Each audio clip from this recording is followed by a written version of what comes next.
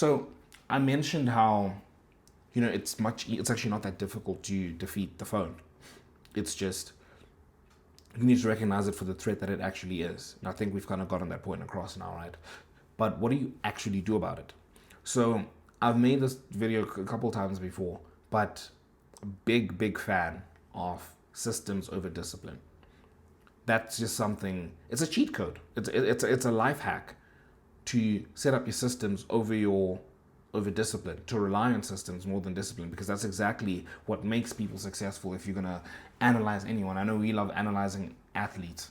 What makes an athlete so good? What makes them so disciplined? What gets them to that point? I mean, we kind of know the basics. Obviously, if you want to be good at something, you need to iterate. You need to be consistent. You need to get in flow state, get better, and be consistent over that. But what actually underpins that, what allows them to do that same boring and monotonous regime over and over and over again for like years at a time?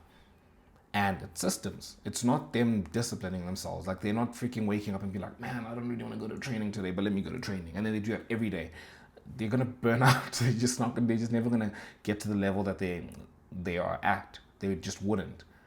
But the systems that they have in place are what gets them to where they are. And it's what's going to get you free from your phone. It's what's going to, depending on how far you want to take it, it's what's going to get you where you want to go. Is systems over discipline. Because yes, discipline, it's all cool speaking about how disciplined you are and all that, but ultimately it's not an optimal functional strategy. You can't live your life disciplining your way through everything. It's just not sustainable. It's not enjoyable, and you're just not going to get as much out of it. Like, you're not going to get as much out of say you want to go train. You're not going to get as much out of a training session when you have to drag yourself there as you will if you just went like you usually do, right? So you got to set boundaries. And I think this is very important, right? So you want to get the easy wins in, because the way you're not going to 1v on your phone. I think we've already established that. But the way you beat it is you set boundaries around it. Now you can decide what these boundaries are. So for me, I list out some easy wins. The first easy win is stop charging your phone in your room when you sleep. Because what happens with that is, one, when you're going to sleep, you're more tempted and you are going to give in at some point to, I need to watch this video before I go to sleep. Like, that's a thing you can get stuck in. You probably are. I was for a long time. Like, I finished eating, it's time for me to go to bed, but I need to watch a video to fall asleep to. Like, I need a video to make me fall asleep, which is so weird, but we don't think about it because we've grown up in this environment, right? But I got into that where I'm like, I need to watch this video before I go to sleep. I can't sleep without watching a YouTube video and falling asleep and then putting my phone on the charger, like, just before I go to sleep. You don't need to do all that. Charge it outside your phone. If you're like, okay, I need the alarm. I need my phone for the alarm. That takes us back to treating this as the threat it truly is, right? If you don't get free from this phone addiction, it's going to take away your life. It's really going to steal your life. And yeah, you need to take it seriously. So, okay, you need it for an alarm.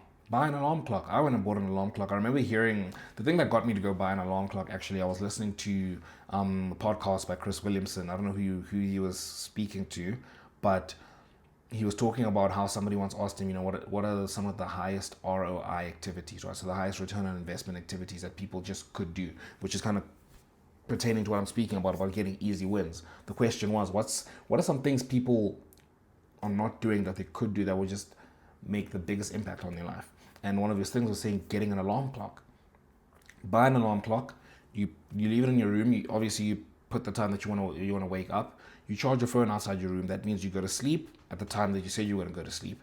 When you wake up in the morning, you're not tempted to go grab your phone and keep scrolling in bed. You need to get out of bed, and then you're out of bed, you want to start your routine, etc. And then you get on, with the rest of your day, rather than the phone defeating you before you even get out of bed. So that's one easy win. Get an alarm clock. Not charging your phone in your room. Something else I've also heard, I don't know, you can try it. I've tried it at times and then I've not. But make your phone black and white. So the idea behind that is that it makes your phone just disgusting. Like, it makes it unappealing. It's not as fun to look at, when you can't see a lot of the colors. Now, again, this is where it's very important for you to treat this like the threat it is, right? If you're going to commit to, I want to get rid of this phone addiction, then making your phone screen black and white is so easy. Like, you do it, but then you need to fight the temptation, which for me, I've I failed at doing it, to be like, oh, I'm watching this YouTube video and I just want to, like for me, the shortcut is to triple click my lock button. So I just like, let me just triple click it so I can see what color that is and then make it black and white again. Like that's not taking it seriously at all. And if you don't take it seriously, you might as well not do it. So it's important if you're going to commit, you commit to it, because these are easy wins, but they're only easy wins if you follow through with them, right? I'm just trying to think of other things. I mentioned it earlier. Delete the apps you don't need. The apps that are taking your time, genuinely deliberate. Do I need this? Is this worth the risk? I guess is this worth what it's costing me? You know, my phone, YouTube is costing me this many hours because I get on and then I want to watch this, but it's actually not helping me with anything, right? And then you're like, oh, I remember for me, I was at a point where I was like, dude, I listen to sermons, I listen to podcasts, I listen to all these things and on YouTube, so I can't delete it. Then I was like, no, but if these guys have Spotify, let me just go onto Spotify and download their podcast and listen there. Then once you do that, then you're not really left with much that you need your YouTube for. And you're like, okay, either you go extreme and you say, I'm going to delete the app. Or you say, okay, I'm only allowed to use the app between this time and this time. But again, these things are dumb if you don't do them, right? If you don't take them seriously, they're only going to work if you commit fully to them. And that's very important when you're doing all of these things. Either you are going to do it or you're not. And that's why it's important for you to realize like the level of threat this is against your livelihood and the kind of life you want to live. And the third part that it's important to realize is you want to figure out what you want to do with all that extra free time. Because if you don't have that free time, then you are going to go back to your phone. Because I spoke about it in the last video, but we as humans, but also as a generation, we don't like being bored. Like, think about the last time you sat and actually just stared at the wall or just did nothing for like half an hour. Maybe when you were a kid, like maybe. And you know, you kind of, I don't know, I'm just thinking, you know, when I was a kid and I'm like bored and I go outside and I like go play with the sticks or something and I'm walking around, right? How many of us actually allow ourselves to have that time? And it's not just, oh, we don't want to be bored, but it's also like, then we're stuck kind of staring into ourselves. Like we're forced to confront ourselves. The things we hate about ourselves, the things we hate about our life, what is my purpose, etc. All those like difficult questions start to come up. And you're never going to get to confront them or deal with them if you don't have free time, right? So when you do, you're going to have a lot more free time now. Cool, you've done what you wanted to do. I've got this system in place that forces me to have free time and I'm not giving it away to my phone. What do you want to do with it now? What do you want to do with all that free time? And for me, this is where, again, I go back to systems. Come up, put a routine. Put a routine, like literally do one from like, okay, Monday to Friday, I've got work. Okay, after work, I do this, and I come back and I sleep, right? And then on weekends, I'm going to do this, and that, right? Come up with a proper routine and fill in the spaces in terms of what you want to do and actually do the things you've been dreaming of doing for so long, the things you've never had the time to do, and put those into like a proper routine. Maybe you wanted to learn an instrument. I don't know. For me, I'm learning guitar now. So I'm like, you know, in the evenings, I'm like, you know, if I can get like 15 minutes, if I could get more time, I would do that. But I know exactly what I'm going to do if I can get free time. Like on Saturday, like last Saturday, I did that. I know I'm like, cool, I'm going to go spend some time on my guitar and learn how to play that. It's important for you to put these things in place that you actually want to spend your free time with. Otherwise, you're just kind of left there and then you go back to what you want to go back to. Because I remember hearing this thing from Jordan Peterson. He was speaking about, I think it was an experiment or it was a thought experiment, right?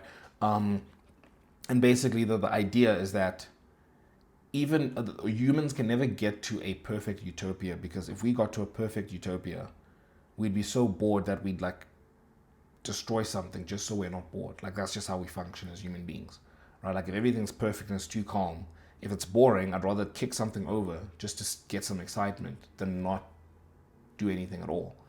So it's important. Like it's great. Okay, I've got these boundaries in place. I don't spend time on my phone anymore. But now you've got nothing to do with the time. Your brain is going to self-sabotage because it's bored. So in the end, you realize that no one's coming to save you. You either take this seriously, beat your phone habit, and live the life you always knew you could, or you don't. You keep running the same cycle of shame and regret. You keep drifting through life. The best part? Everyone else is doing it, so you don't actually ever have to think about it. You don't ever have to challenge yourself. No. Not because you don't want to, but because it never crosses your mind. But every so often, the thought lingers, that sinking feeling that life is passing you by, and there's nothing you can do about it. But there is, and it's easier than you think, because in the end, it was never about white-knuckle disciplining your way out of it. No, it was about taking this seriously enough to set up the boundaries necessary to suffocate the temptation. Not because you're weak, but because it was the only way to get the life you knew you could have.